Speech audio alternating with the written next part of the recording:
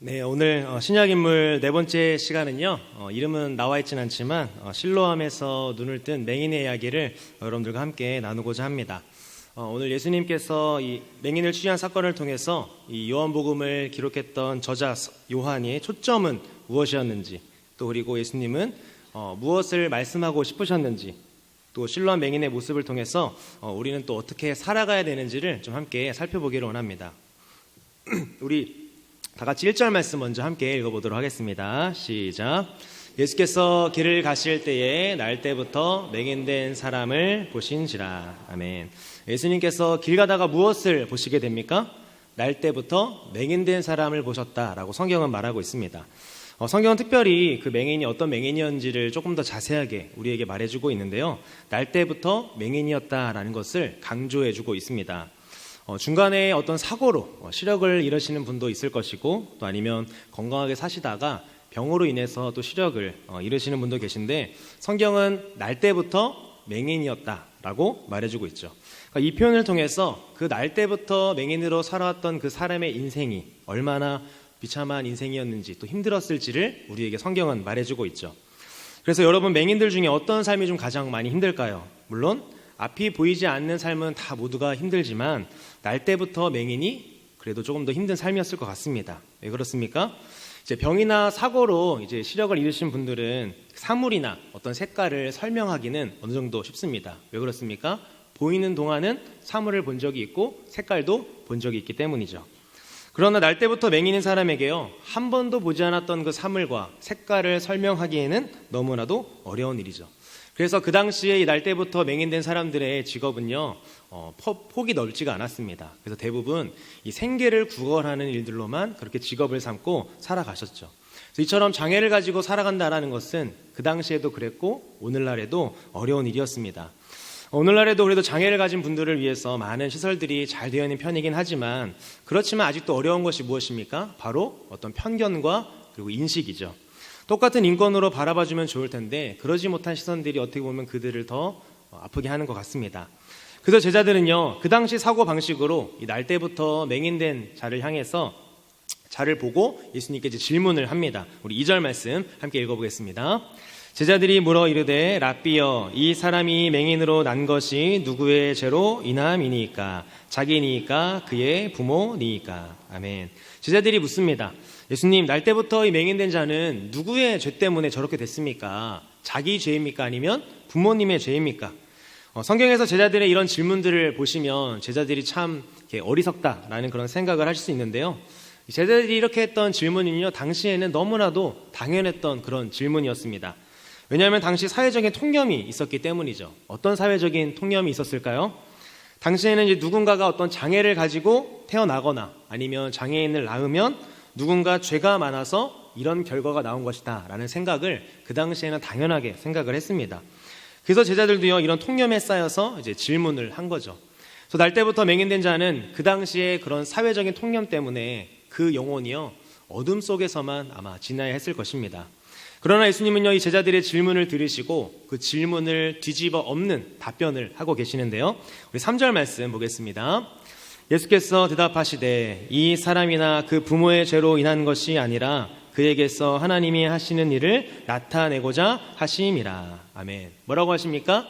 그 사람의 죄가 아니다 라는 거죠. 그리고 또 그 부모의 죄도 아니다. 이것 뭐냐면 하나님이 하시는 일을 나타내고자 합니다 라고 말합니다. 예수님이 이렇게 말씀하시는 것은요, 이 날 때부터 맹인된 사람이 단순히 죄가 없다는 것이 아니라 맹인된 것이 어떤 도덕적으로나 윤리적으로나 어떤 잘못을 해서 생긴 결과가 아니라는 것입니다. 또한 하나님이 하시고자 하는 일을 나타낸다라고 하는 것은 맹인 모두가 그렇다는 것이 아니라 이 요한복음의 이 9장의 맥락 속에서 등장하는 이 맹인을 통해서 어떤 하나님의 경륜을 보여주고자 한다라는 것이죠. 성경에 나오는 모든 맹인이 이 요한복음 9장에 나온 맹인과 똑같다라는 일반화를 해서는 우리가 안 되는 것이죠. 자신을 세상의 빛이라고 말씀하신 그 예수님은요, 자신을 보내신 그 하나님의 일을 하겠다라고 선언하고 있는 것입니다. 요한복음의 저자인 사도 요한은요, 대조를 많이 합니다. 여기서는 빛과 어둠을 대조하고요, 그리고 요한복음에서는 또 생명과 사망을 이제 대조하죠. 예수 그리스도를 생명의 빛으로, 그 악한 세상을 어둠으로 그렇게 묘사하고 있습니다. 그러기에 예수님의 말씀은요, 빛이신 그 예수님이 이 어둠에 속한 그 맹인에게 빛을 비추시어 육적인 어둠과 영적인 어둠에서 내가 구원해 줄 거다라고 말하고 계신 것입니다. 그렇다면 예수님은 맹인을 통해서 어떤 일을 드러내고자 하신 것이었을까요? 이어지는 그 맹인의 치유 과정을 좀 함께 보도록 하겠습니다. 우리 6절 말씀 함께 보겠습니다. 이 말씀을 하시고 땅에 침을 뱉어 진흙을 이겨 그의 눈에 바르시고. 아멘. 예수님은 요 앞절에서요, 자신을 말합니다. 나는 세상의 빛이다 라고 하면서 이제 침을 뱉어서 또 진흙을 그 눈에 이겨가지고 맹인의 이제 치유 과정을 보여주는데요. 예수님은 사복음서에서 누군가를 치료하실 때 보통은 말씀으로 치유하시거나 아니면 이렇게 손을 대시는 걸로 하셨는데, 처음으로 여기서 이제 수단을 사용을 하십니다. 어떤 수단을 사용하신 겁니까? 침과 그리고 진흙입니다. 사실 이것은요, 예수님의 퍼포먼스였습니다. 성경에서 진흙으로 인한 퍼포먼스가 또 어디 등장합니까? 생각해 보시면 잘 아시다시피 창세기에 등장을 합니다. 하나님께서 손수 흙으로 사람의 모양을 빚으시고요, 하나님의 생기를 넣으심으로써 사람을 만드시죠. 그래서 사람을 하나님의 걸작품, 포이에마라고 그렇게 부르는 것입니다. 그러니까 예수님께서 침으로 진흙을 이겨서 그 맹인의 눈에 바른 것은요, 무슨 사건이라는 겁니까? 두 번째 창조의 사건이라는 겁니다. 재창조의 모습을 예수님이 그 맹인을 통해서 우리에게 보여주고 계신 겁니다. 세상의 빛으로 오신 그 예수님께서 내가 이 땅에 왜 왔는지를 그것을 통해서 보여주고 계신 거죠. 자신의 희생을 통해서, 복음을 통해서 그 어둠 가운데 있는 자들을 다시 살리시겠다라는 겁니다. 어떻게 만드시겠다는 겁니까? 고린도후서 5장 17절에서 그것을 말해주고 있습니다. 그런즉 누구든지 그리스도 안에 있으면 새로운 피조물이라. 이전 것은 지나갔으니 보라 새 것이 되었도다. 재창조이죠. 예수님을 통해 새로운 피조물을 만드신 것입니다. 그래서 맹인의 치유는 예수님의 어떤 단순한 그런 치유 사건이 아니라 이 구속사적인 관점에서 재창조를 보여주시는, 예수님이 어떤 사역을 하고자 하는지를 우리에게 보여주는 사건인 거죠. 이것이 하나님이 하시고자 한 일을 드러내는 것입니다. 예수님은 침을 이겨 눈에 바르시고요, 한 가지를 더 그 맹인에게 말씀을 하십니다. 우리 7절 말씀인데요, 함께 읽겠습니다. 이르시되 실로암 못에 가서 씻으라 하시니, 실로암은 번역하면 보냄을 받았다는 뜻이라. 이에 가서 씻고 밝은 눈으로 왔더라. 아멘. 예수님이 맹인에게 어디로 가러 갑니까? 실로암으로 가라고 합니다. 실로암은 예루살렘 동남쪽 성벽, 바로 그 안에 있는 못인데요, 히스기야 왕이 성 밖에 있는 그 기온샘의 물을 지하의 그 수로를 통해서 성 안으로 끌어들여서 만든 그런 못이었습니다. 맹인은 예수님으로부터 실로암 못과의 이제 보냄을 받았습니다. 예수님은 바로 그 맹인의 눈을 말씀으로 이렇게 고칠 수도 있었지만, 실로암에 가서 씻으라고 하신 그 이유가 무엇일까요? 그것은 말씀대로 이루시는 것을 사람들에게, 또 그 맹인에게 보여주기 위함이었습니다. 태어나서 한 번도 실로암을 보지 못했던 이 맹인, 어디로 가야 되는지 알지 못하는 그 맹인에게요, 그 실로암 못을 찾아가는 길은 너무나도 어려웠을 것입니다.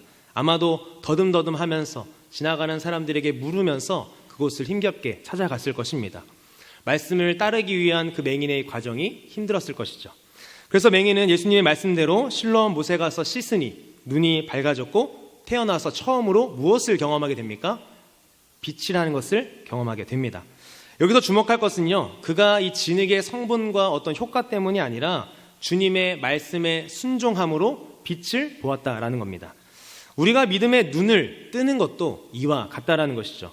남보다 내가 더 지혜가 많아서 믿음의 눈을 뜨는 것이 아니고, 내가 남보다 더 신앙에 열심히 있어서 눈을 뜨는 것도 아니고, 무엇 때문입니까? 하나님의 말씀에 순종함으로 눈을 뜨게 되는 것이죠.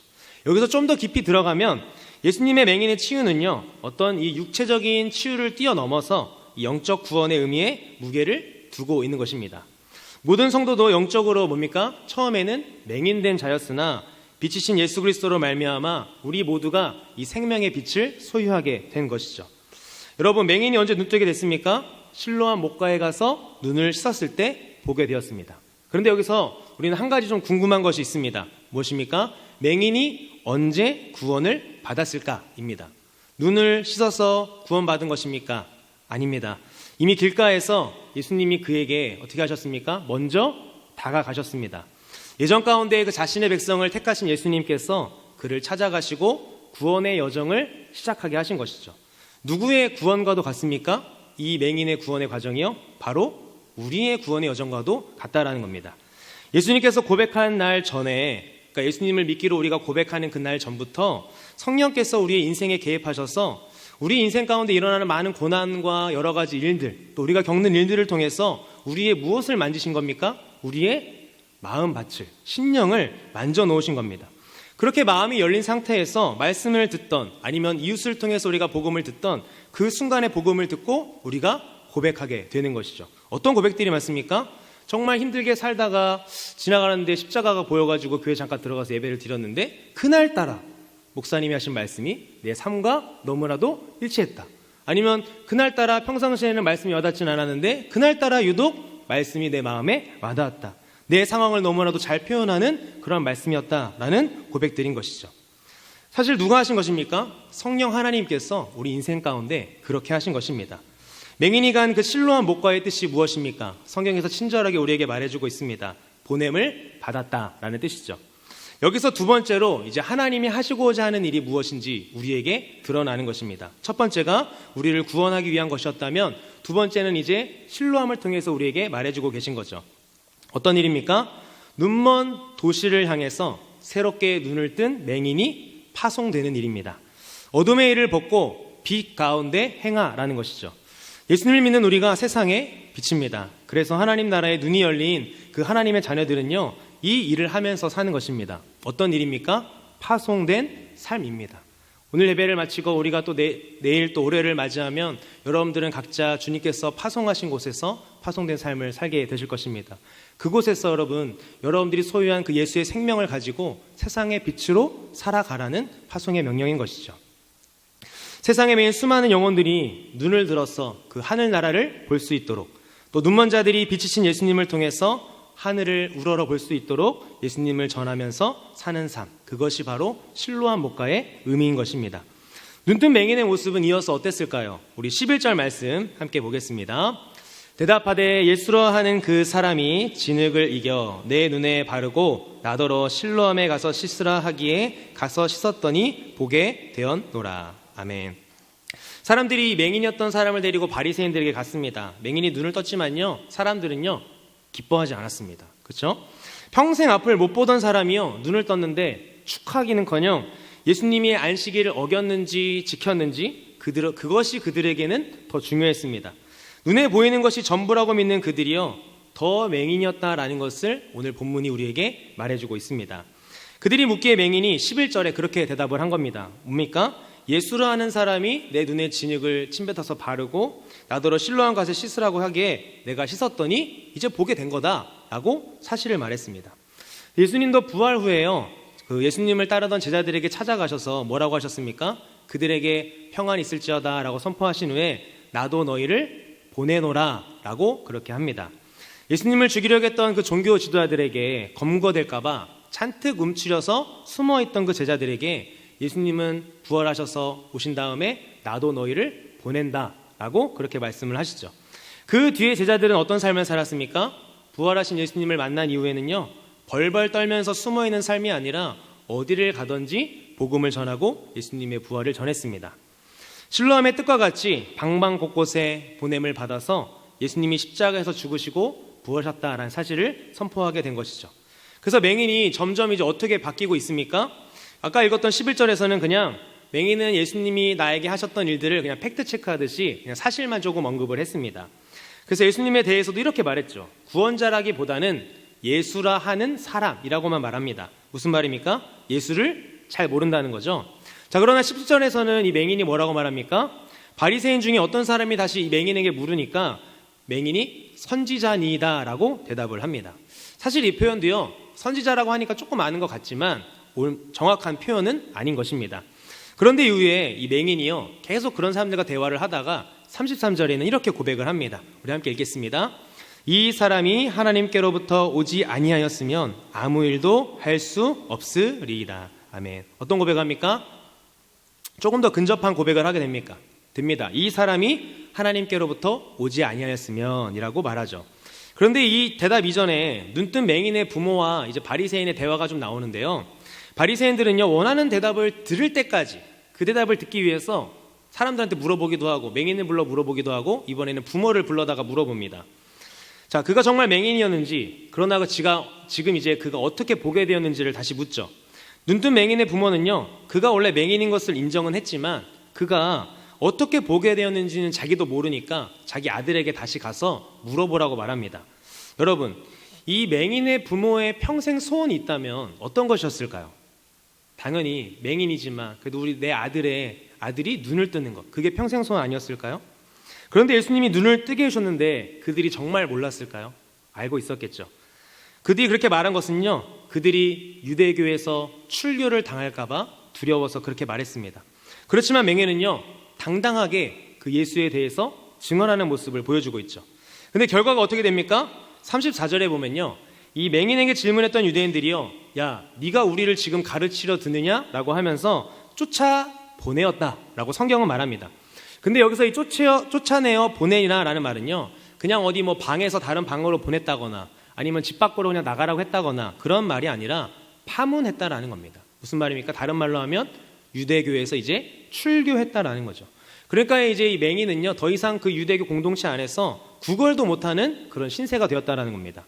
맹인은 더 이상 그 유대 공동체에서 살 수 없게 된 거죠. 그냥 그를 벼랑 끝으로 본 것이 아니라 바리새인과 유대교가요, 아예 벼랑 끝으로 그 맹인을 떨어뜨려 버린 것입니다. 이것이 맹인이었다가 눈을 떠 보게 된 자를 향한 그 유대 공동체의 결정이었습니다. 우리 이어서 35절 말씀 함께 읽어보겠습니다. 예수께서 그들이 그 사람을 쫓아냈다 하는 말을 들으셨더니 그를 만나사 이르시되 내가 인자를 믿느냐. 아멘. 그러니까 이 맹인이 출교당했다는 소식을 예수님도 들으셨습니다. 그래서 다시 그 맹인에게 찾아오셨는데요, 그래서 물으십니다. 네가 인자를 믿느냐. 그러니까 여기서 예수님이 표현했던 이 인자라는 표현은요, 하나님의 아들을 표현하는 이 신약 성경에서 아주 중요한 신학적인 표현인데요, 그 말을 들은 눈뜬 맹인이 이제 대답을 합니다. 내가 믿고자 하나이다 라고 말하죠. 이 맹인의 어떤 이 영적인 허기가 거의 다 차올랐을 때 예수님은 37절에서 네가 인자를 보았고 너와 말하는 자 바로 내가 그 인자, 뭐라고요? 내가 하나님의 아들이다 라고 그렇게 밝히십니다. 그때 예수님이 무엇을 말씀하십니까? 우리 39절 말씀 함께 읽어보겠습니다. 예수께서 이르시되 내가 심판하러 이 세상에 왔으니 보지 못하는 자들은 보게 하고 보는 자들은 맹인이 되게 하려 함이라 하시니. 아멘. 이 세상을 예수님이 심판하러 왔는데 보지 못하는 자는 보게 하고 보는 자들은요, 어떻게 해요? 더 맹인이 되게 하겠다라고 말씀하십니다. 그러니까 현재 파문당한 이 맹인과 예수님이요, 어떻게 보면 오히려 이 유대인을 심판해서 파문했다라는 거죠. 눈뜬 맹인이 그렇게 생명이 없었던 유대교라는 공동체에서 이제 떨어져 나간 것입니다. 성경에 나타나는 역전의 정수가 바로 여기서 드러나게 됩니다. 잘못된 것 같고 또 패한 것 같고 실패한 것 같지만요, 승리한 모습 말입니다. 성경의 대표적인 모습이 어떤 모습이 있습니까? 바로 예수님의 십자가 사건이죠. 실패한 것 같고 다 죽고 끝난 것 같았지만 그 죽음을 통해서 십자가는 진정한 승리를 가져오게 되었습니다. 요한복음을 기록한 저자 요한은요, 오늘 본문을 통해서 우리에게 또 이 본문을 읽고 있는 사람들에게 질문을 하는 것입니다. 어떤 질문입니까? 누가 맹인인가? 누가 맹인이냐라고 계속 그렇게 우리에게 질문하고 있는 거죠. 눈뜬 맹인을 출교했던 유대교처럼요, 조건은 갖추어져 있지만 어떤 생명을 낳지 않는다면, 또 생명들을 회복하지 못한다면, 생명을 자꾸 낭떠러지에 떨어뜨리고 있다면 오늘날 한국교회와 또 그리고 예수님을 믿는다고 하는 그 모든 사람들이 제2의 유대교를 답습하고 있다라는 것입니다. 교회도 그렇고 하나님의 사람도요, 무엇이 되어야 하냐면 바로 이 실로함이 되어야 합니다. 생명을 낳지 못한 채로 갇혀있고 이렇게 뭉쳐만 있는 것이 아니라 실로함의 뜻처럼 보냄을 받아야 한다라는 것이죠. 그런데 우리는 오해가 있습니다. 어떤 오해가 있을까요? 우리가 어디를 파송받고 보냄을 받아야 할 때 내가 어떤 무언가 핵심적인 특징을 가지고 있어야 되고 내가 완벽한 상태로 다 준비가 되어야지만 내가 보냄을 받아야 된다라고 생각을 합니다. 그러나 사도 바울은요, 어떤 고백을 하고 있을까요? 자신의 묶임이 복음의 진보가 되었다라는 그런 고백을 서신서에서 하고 있습니다. 사도 바울이 붙잡혀 있을 때 그는 중범죄자여서 4명의 그 간수들이요, 4교대로 그 사도 바울을 지켰습니다. 16명이서 24시간 꼼짝 못하고 그 사도 바울 옆을 지켰죠. 그때 사도 바울이 무엇을 했을까요? 자신을 지키는 그 군병들에게 뭐 농담 따먹기를 하거나 아니면 사담을 주고받으면서 오늘 밥은 뭐냐 그런 얘기를 했을까요? 아니겠죠. 사도 바울의 인생을 살펴놓고 보면 우리는 사도 바울이 그 경비병들에게 자신이 만난 그 예수님을 전하고 복음을 전했을 거라고 우리는 생각합니다. 사도 바울은 이것을 말하는 것입니다. 내가 어떤 상황이든지 어느 곳에 있든지 내가 하나님께로 신로함, 보냄을 받은 자로 쓰임받기만 한다면 복음의 진보를 이루는 삶이라는 것이죠. 여러분, 세상에서 멋있게 살려고 하지 마시기 바랍니다. 세상에서 멋있게 살려고 하면 어떻게 해야 됩니까? 세상 사람들과 똑같이 불법을 행하는 자가 되어야 됩니다. 명분은 예수님을 들이밀지만 하나님의 나라와 영광을 위해서라고는 하지만 우리가 행하는 모든 방법이 세상 사람들과 똑같다고 한다면 그것이 하나님이 원하는 모습일지 우리는 질문해 보아야 할 것입니다. 이것을 보여주는 모습이 성경 어디에서 등장합니까? 바로 출애굽기에서 등장합니다. 출애굽한 이스라엘 백성들이요, 이제 신분이 어떻게 됐습니까? 애굽에서 출애굽해서 이제 하나님의 백성, 자녀가 되었습니다. 당당히 출애굽을 했습니다. 이제는 더 이상 애굽의 식민지의 노예가 아닙니다. 그렇지만 그들의 사고와 방식은 여전히 뭡니까? 애굽의 노예 방식과 생활로, 가치관으로 그렇게 살아가고 있는 것이죠. 하나님의 자녀이지만 말하는 것이며 행동하는 것 모두가 하나님의 자녀답게가 아니라 노예 생활하던 것들을 그대로 이어받아 행하는 모습을 이 출애굽한 이스라엘 백성들은 보여주고 있습니다. 다시 애굽으로 돌아가고 싶다고 모세와 아론에게 투덜거리기까지 합니다. 애굽에서는요, 어떻게 했습니까? 이들이요, 고통받아가지고 하나님 우리 도와주세요, 구원해 주세요, 그렇게 외쳤던 사람들이요, 광야에 출애굽하고 나서는 뭐라고 말합니까? 다시 돌아가고 싶다, 그때가 좋았다라고 말을 합니다. 여러분, 잊지 마시기 바랍니다. 이 실로암에서 눈을 뜬 자, 오늘은 맹인이지만 바로 오늘날은 저와 여러분인 줄 믿습니다. 예수님을 믿게 된 순간부터요, 우리는 실로암에서부터 보냄을 받은 하나님의 사람이라는 것이죠. 새롭게 여러분들이 살아갈 한 주의 삶 가운데 여러분, 우리가 다 실로암, 보냄받은 자라는 사실을 잊지 않으시길 바랍니다. 하나님의 사람은요, 하나님께서 행하신 일을 하는 사람입니다. 전하는 사람입니다. 나의 지식과 나의 능력과 내가 가진 것을 자랑하는 것이 아니라 하나님께서 나의 삶 가운데 행하신 것들을 자랑하고 증거하고 계속 보여주는 삶이 바로 하나님의 사람인 줄 믿습니다. 눈은 떴지만 앞을 보지 못하는 그 유대교와 같이 맹인이 맹인을 인도하는 그런 모습이 아니라 보냄을 받은 자로서 눈뜬 맹인처럼 보지 못하는 자들을 세상에 비치신 예수님을 통해서 보게 하는 저와 여러분 되기를 간절히 소망합니다. 말씀을 맺겠습니다. 세상에는 육의 눈은 멀쩡하지만 이 영의 눈이 먼 사람들이 많이 있습니다. 밖에뿐만 아니라 어떻게 보면 우리 교회 안에도 있을 수 있고요, 저일 수도 있습니다.